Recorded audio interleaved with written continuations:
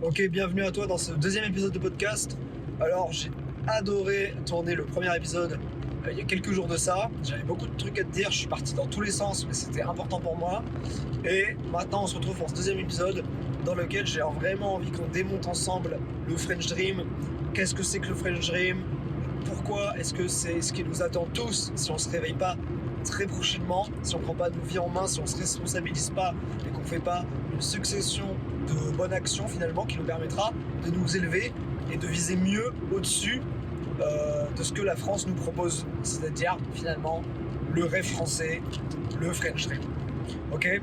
Bon, déjà, évidemment, certains sont initiés un petit peu au concept de French Dream, au concept du rêve français, en opposition au American Dream, donc le rêve américain. Le rêve américain, déjà, on peut commencer par là. Ça nous évoque tous une certaine grandeur, une possibilité de réussir, une possibilité de s'élever, une possibilité finalement d'arriver, de partir du bas de l'échelle sociale pour arriver en haut.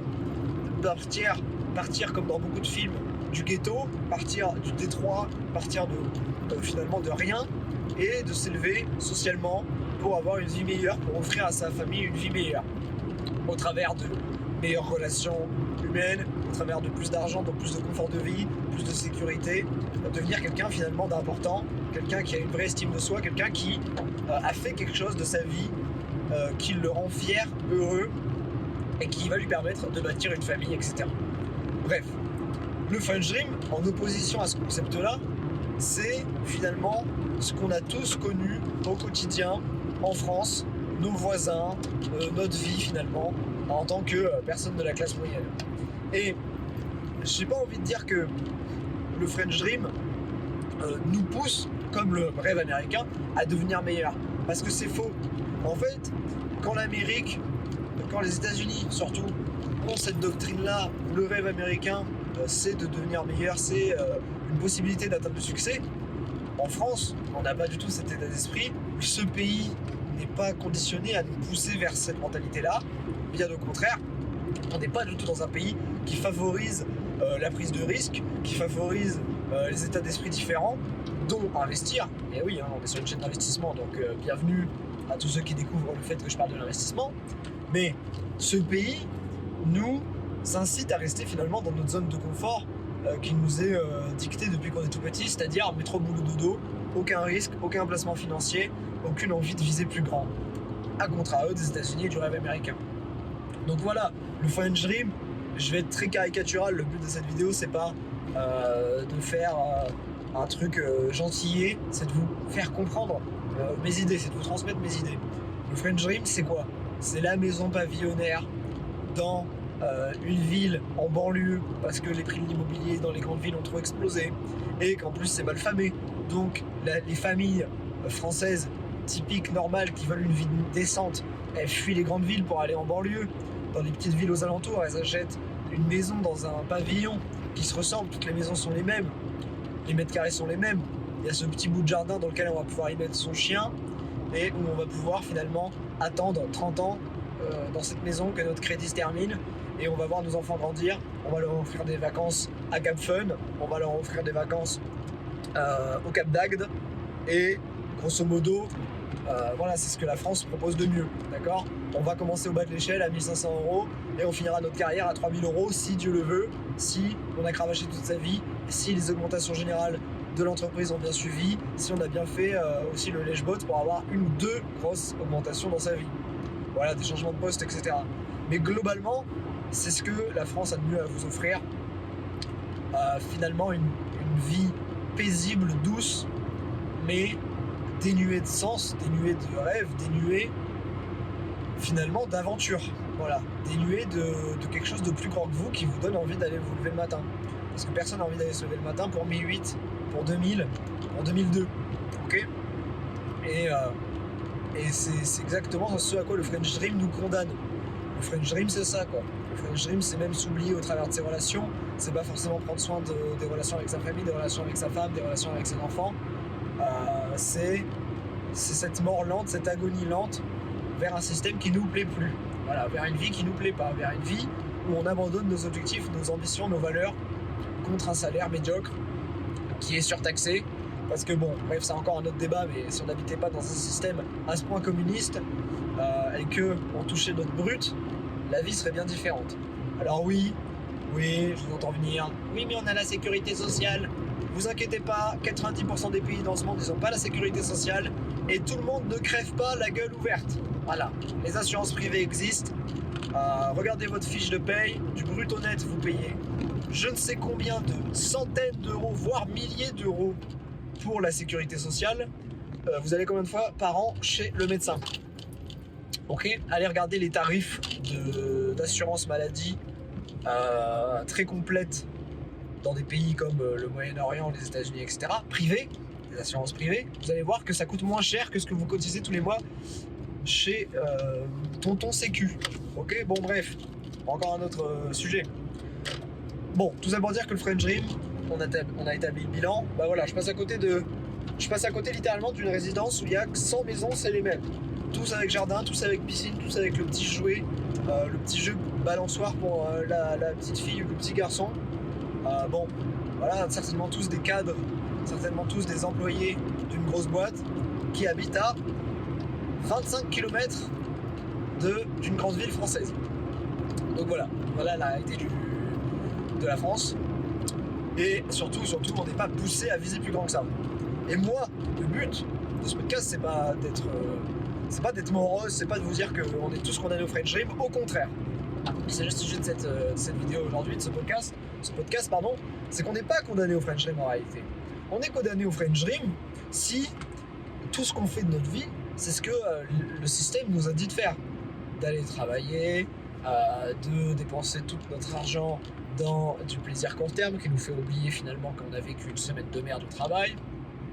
On consomme nos relations humaines, on n'établit pas des vrais liens, etc. Mais on n'est pas condamné à ça. Et dans ce podcast, on va parler surtout de l'aspect financier, parce que oui, à un moment donné, il faut être honnête, la finance et l'argent, c'est un sujet extrêmement important dans notre monde actuel. Et ce qui nous condamne au French Dream, pour la plupart d'entre nous, c'est l'argent. Et oui, on aurait forcément une vie plus ou moins meilleure si on avait plus de thunes. Or, excusez-moi, ça me gratte. Or, la majorité des Français gagnent en dessous de 2000 euros par mois. Et je le sais parce que je touche moi-même 2000 euros par mois. 2100 euros par mois. Et quand vous allez taper sur Google médiane française du salaire, donc vous allez tomber sur 2100. Donc je touche littéralement la médiane française en termes de salaire. Je suis ni parmi les 50% les plus pauvres, ni parmi les 50% les plus riches. Je suis quelqu'un plus lambda que moi, tu meurs, en gros. Sauf que la différence entre quelqu'un comme moi et quelqu'un qui est vraiment lambda, un PNJ qui est condamné au French Dream, c'est que moi j'ai compris que ce monde n'avait rien de mieux à nous proposer, que ce pays en tout cas n'avait rien de mieux à nous proposer que des augmentations de 2% par an, 3% par an, des impôts qui continuent d'augmenter, une criminalité qui continue d'augmenter, un jeu politique qui continue de nous envoyer valser. Bon, bref, on n'est pas là pour parler politique. Tout ça pour vous dire que, ne serait-ce que d'un point de vue financier, c'est la merde. Tout le monde le sait, c'est la merde. L'inflation est incontrôlable. Ils font genre que c'est contrôlable, on a baissé les taux, etc. Oui, et pour financer la dette des États, de toute façon, dans votre dos, ils imprimeront des milliards d'euros supplémentaires pour refinancer, rerouler leurs dettes. Et quand ce sera fait, l'inflation reprendra de plus belle et votre pouvoir d'achat aura encore diminué. C'est normal, parce qu'il y aura de plus en plus d'euros en circulation comparé à les années précédentes. Bref, tout ça pour vous dire que le premier levier, le vrai levier ultra facile à mettre en place, c'est surtout ça, ultra facile à mettre en place, qu'il faut absolument faire pour commencer à s'élever du French Dream, c'est déjà comprendre ce qu'est le French Dream, à quel point il est néfaste pour vous, à quel point il tue vos rêves, il tue vos ambitions, il tue vos relations à long terme, et surtout, comprendre que pour lutter contre ce fameux French Dream, le plus important, eh bien, tout simplement, c'est votre pouvoir financier. Donc c'est combien vous arrivez à générer par an, combien vous arrivez à mettre de côté par an, à quel point vous pouvez finalement vous blinder contre les crises financières à venir, contre finalement vos salaires qui n'augmentent pas. Et pour ça, rien de compliqué, c'est l'investissement. Et oui, effectivement, il faut passer par l'investissement pour finalement se blinder et pouvoir gagner plus d'argent, pouvoir épargner, pouvoir s'échapper de ce système-là. Parce que clairement, quand vous avez des grosses sommes investies, un gros patrimoine, vous ne jouez plus dans la cour du French Dream. Voilà, vous n'êtes plus la classe moyenne ou la classe pauvre, ou même la classe légèrement aisée qui court après son salaire, qui court après des manifestations pour dire à quel point il en a marre de payer beaucoup de taxes. Non, il faut prendre ses responsabilités, personne ne vous sauvera, ni un président, ni votre syndicat, ni je ne sais pas qui, c'est vous. C'est vous et vous seul. Et pour se sauver, il faut tout simplement prendre les bonnes décisions, faire les bonnes actions, et ça commence par épargner massivement et investir massivement. Quand vous épargnez beaucoup et que vous faites beaucoup d'intérêts par an en investissement par exemple, par exemple en bourse ou en crypto, et que vous atteignez du 10 à 15% par an, là vous commencez à développer une souveraineté individuelle. Quand vous avez 200 000 placés à 15% et que du coup vous générez 30 000 euros par an, vous comprenez bien que votre salaire, finalement, il devient anecdotique. Voilà, tout simplement. Hein.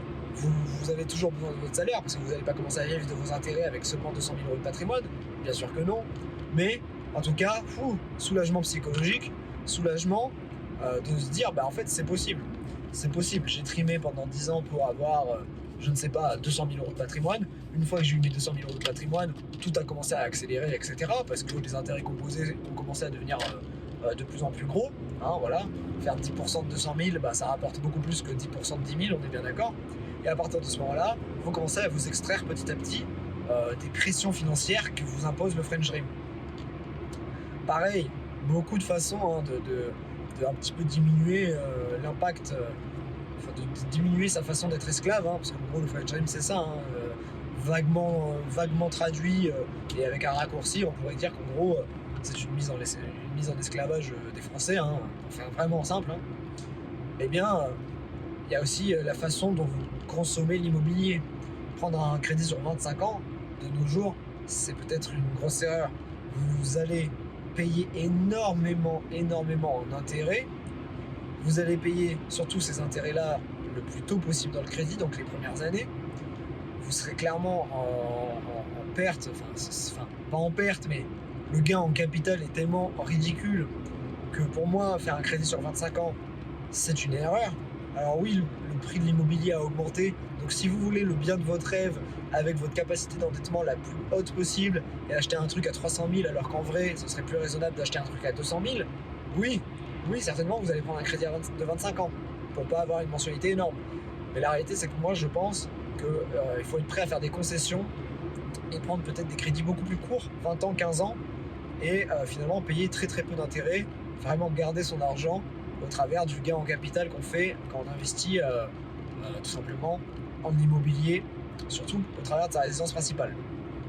Bref, il y a plein de leviers, mais le plus important c'est de se rendre compte de ce que c'est finalement le French Dream, à quel point c'est mauvais pour vous, parce qu'encore une fois c'est un tueur de rêve. Tout le monde, quand vous discutez avec vont vous raconter que vas-y, moi je rêvais d'être tel mec, moi je rêvais d'avoir tant d'argent, moi je rêvais d'habiter là, et au final, à 50 ans, voilà, c'est les pavillons, c'est ouais mais mon chien, et puis je peux pas faire ça, et puis je peux pas lancer tel projet, et puis truc, et puis non mais tu comprends, j'ai trop de crédit, j'ai le crédit bagnole, j'ai le crédit truc, et puis il y a les impôts qui vont tomber, donc en fait je peux même pas me prendre un abonnement à la salle pour devenir un peu plus finalement bon physiquement et avoir une bonne santé. Il y a des Français, ils ont beau bien gagner leur vie, ils sont à 30 balles près à la fin du mois. Hein. Et ça c'est une grosse erreur. Et si ils avaient eu ce réflexe d'épargner, d'investir beaucoup plus tôt dans leur vie et d'accumuler un patrimoine intéressant, ils pourraient avoir plus d'options. L'argent, c'est du pouvoir décisionnel en fait, c'est de l'énergie condensée. Donc quand vous avez beaucoup d'argent, vous pouvez prendre beaucoup de décisions qu'une autre personne qui en a peu n'aurait pas pu prendre. Vous pouvez vous soulager de beaucoup de problèmes, beaucoup de contraintes, et c'est pour ça que sur cette chaîne on parle de thunes, c'est pour ça que, comme tu l'as vu, Jimmy P Finance, eh oui, Jimmy qui parle de finance, t'as bien compris. on parle de finances parce qu'à un moment donné, c'est la clé. Voilà, on vit dans un monde capitaliste, on vit dans un monde où l'argent est maître, maître de nos politiques déjà, hein. Donc maître de nous, n'imaginez même pas à quel point. Donc forcément, il faut faire plus d'argent.